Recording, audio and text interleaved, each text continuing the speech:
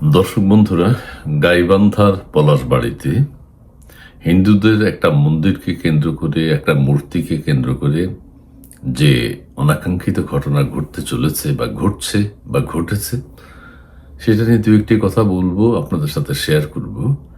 এই ঘটনার মূল যিনি উস্কানিদাতা তিনি হচ্ছেন আলহাজ মোহাম্মদ শ্রী পিনাকি ভট্টাচার্য হোসেন, এবং তিনি এই ইস্যুটাকে সামনে নিয়ে এসছেন এবং তৌহিদি জনতার দৃষ্টিগোচর করেছেন। পিনাকি ভট্টাচার্য মহোদয়, এই মন্দিরটি অথবা মূর্তিটি তৈরি হচ্ছিল কিন্তু 5ই আগস্টের পর থেকে, এবং গত 2 বছর 2.5 বছরে এটি তৈরি হয়েছে। এখন সেখানে হিন্দু সম্প্রদায়ের মানুষ যারা, তারা পূজা পার্বণ করে, বিভিন্ন জায়গা থেকেও মানুষ আসে, কিন্তু এই ইস্যুটাকে 2 বছর যাবৎ যেটা চলেছে, যেটা তৈরি হয়েছে, সেটাকে এখন সামনে নিয়ে এসেছেন আমাদের আখেরি খলিফা পিনাকি ভট্টাচার্য মহোদয়, এবং তিনি বলেছেন যে ওই মূর্তিকে কেন্দ্র করে বাংলাদেশ থেকে ওই গাইবান্ধা অংশটা সহ রংপুর সহ এটা আলাদা হয়ে যাবে। কি চমৎকার, মানে কি ইস্যু, মানে চিন্তা করেন যে কোন ইস্যুটা বাঙালি খাবে, বাংলাদেশের মানুষ খাবে, সেটাতে তুলে ধরেছে ভারত। আচ্ছা, একটা কথা বলেন তো, ভারত আজ পর্যন্ত বাংলাদেশের কোনো অংশ কি দখল করেছে? কোনো উদ্যোগ বা কোনো ভূমিকা দেখেছেন যে ভারত ওই অংশটা দখল করছে? অথবা বাংলাদেশের বর্ডার এলাকায় যেখানে মসজিদ তৈরি হয়েছে, সেখানে ভারত কখনো নিন্দা জানিয়েছে যে ওই এলাকায় মসজিদ করবে না, তোমরা ওই এলাকা বাংলাদেশ নিয়ে নিবে? অথবা বাংলাদেশ কোনো অংশ কি ভারত থেকে মসজিদ কেন্দ্রিক কোনো অংশ নিয়ে নিয়েছে? নেয়নি। কাজে এটা হিন্দু সম্প্রদায়ের মানুষদের পূজা তারা উদযাপন করে, তারা তো মন্দির বানাবেই। আমরা যেমন মসজিদ বানাই, তাদের কাছে তাদের ধর্ম তো শ্রেষ্ঠ, আমাদের কাছে আমাদের ধর্ম শ্রেষ্ঠ।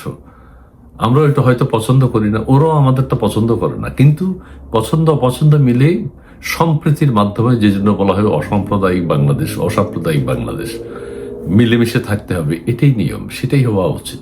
কিন্তু সেখান থেকে কিছু কিছু অবাঞ্ছিত মানুষ, কিছু কিছু দেশকে যারা পছন্দ করে না, যেমন পিনাকি ভট্টাচার্য মহোদয় আখেরি খলিফা, তিনি একজন, তাকে তিনি যেমন এখন অসাম্প্রদায়িক হয়ে গেছেন, হিন্দু তিনি, কিন্তু আমরা খুব পছন্দ করি, আমাদের ভীষণ ভালো লাগে, হিন্দু সম্প্রদায়ের মানুষ তিনি, শ্রী চন্দ্রযুক্ত, তিনি হচ্ছেন পিনাকি ভট্টাচার্য মহোদয়। কিন্তু তিনি যে আমাদেরকে নষ্ট করছেন, আমাদের বাংলাদেশটা ছারখার করে দিচ্ছেন, এটা কিন্তু আমাদের তৌহিদি জনতা ভাবে না।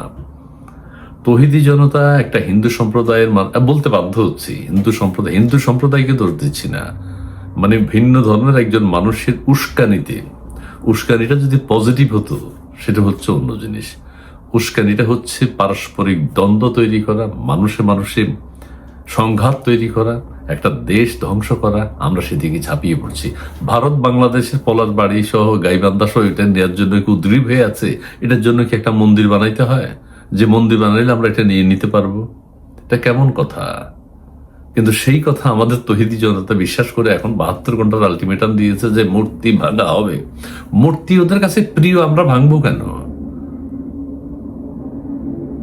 মুক্তি তো তাদের ধর্মের একটা পার্ট। তো শ্রদ্ধা রাখতে হবে, পারস্পরিক শ্রদ্ধা থাকতে হবে, আমাদের সাথে তাদের, তাদের সাথে আমাদের সাথে তাদের না। আমরা তো বাংলাদেশেরই মানুষ, আমাদের সাথে তাদের তো নয়, আমরা সবাই একসাথে মিলেমিশে থাকতে চাই। যাই হোক, পিনাকি ভট্টাচার্য মহোদয় আখেরি খলিফা আলহাজ হজরত মোহাম্মদ শ্রীযুক্ত পিনাকি ভট্টাচার্য মহোদয়কে আল্লাহর ওয়াস্তে বর্জন করুন। তিনি যদি ভালো কথা বলে সেটা গ্রহণ করুন, তিনি যদি দেশের ভালোর জন্য বলেন সেটা গ্রহণ করুন।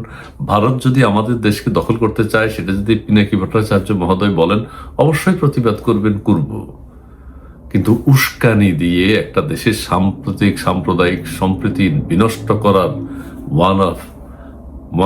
only one person Pinaki Bhattacharya মহোদয়। জি, ধন্যবাদ। এটা হচ্ছে প্রকৃত সত্য। আলটিমেটাম যা দিয়েছে, এতদিন মাজার হয়েছে, এতদিন মন্দির হয়েছে, পূজা হয়েছে, তো আমাদের তৌহিদি জনতা তো খ্যাপে নাই, সারা বাংলাদেশের মানুষকে উস্কিয়ে এখন একটা ইস্যু তৈরি করলো আবার নতুন করে, বর্তমান সরকারকে বিপদে ফেলার জন্য। জি, ভালো থাকবেন, ধন্যবাদ।